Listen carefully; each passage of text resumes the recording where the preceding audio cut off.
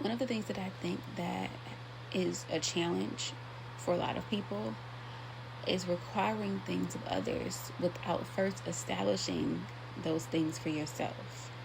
So hear me out, right? We oftentimes want people to value us, right? We want people to treat us a certain way. But if we think about it, are we truly fully valuing ourselves?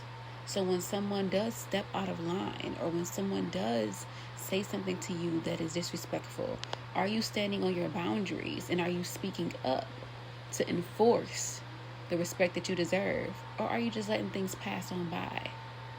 That is how you set boundaries and how you vocalize the true value that you have for yourself. Not being passive. And I get wanting to be kind, right? Because love is patient, love is caring, love is kind, love is long-suffering, right?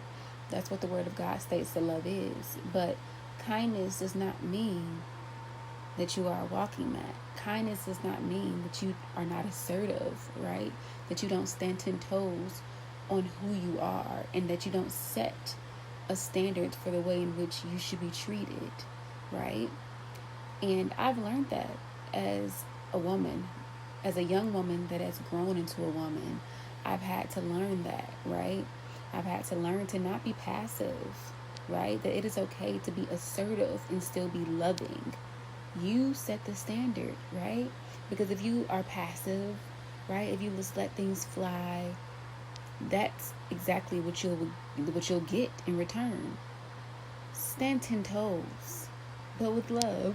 And being a woman of color, right? I won't even say specifically an African American woman, right? Or just specifically a Black woman, but Latino women as well, Hispanics. We are demographics that are labeled as aggressive when we choose to be assertive. And I just feel like that is just systemically a way to suppress our authenticity, to suppress and dilute our true and authentic voice, right? Our true and authentic self-expression, so that we will be quiet, so that we will mute ourselves and yield to the way in which society or whomever, right, would like for us to yield to them. And I think that's bullcrap. I think that as a young woman, that's something that is taught to us, that we must stop being so assertive. But I think you should be assertive. Protect yourself. And before we can even get to speaking on protection, it's just about self-expression, right? And the freedom to be able to use our voice, to vocalize our wants, our needs, right? And our desires, but more importantly, our values, right? So that we will not be walked over. And I just feel that every young woman, specifically from 16 on up, young women to women, when you're in your early teenage years and especially in your 20s, they want us to be passive, right? And I get it, because you feel like if you're assertive, you're taught that if you are assertive, that you're being aggressive. But no, you have to speak up for yourself, because if you don't speak up for you, how do you expect someone to value you? You set the standard. So I would challenge, every woman, every young woman, every woman to value yourself. And don't be afraid to have standards. Don't be afraid to set boundaries. Don't be afraid.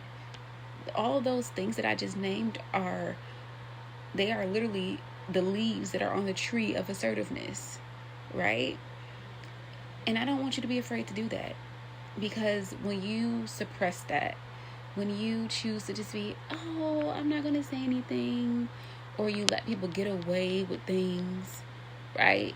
Or when you don't value yourself in a way where you're utilizing your voice and setting your standards, you get my drift. People are going to walk over you. And I don't want that for you. And I don't want that for myself either. That is why I am taking the moment to even speak on this. We just have to learn how to value ourselves.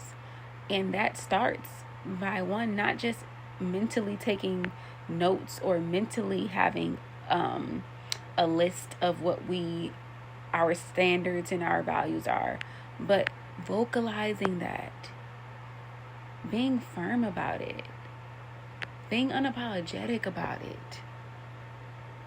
It is not aggression. It is not an attitude, as they like to say, Black women have, to speak with confidence, right? As it pertains to what you will and will not tolerate. But here's the kicker. Once you speak what you will and will not tolerate, stand on it.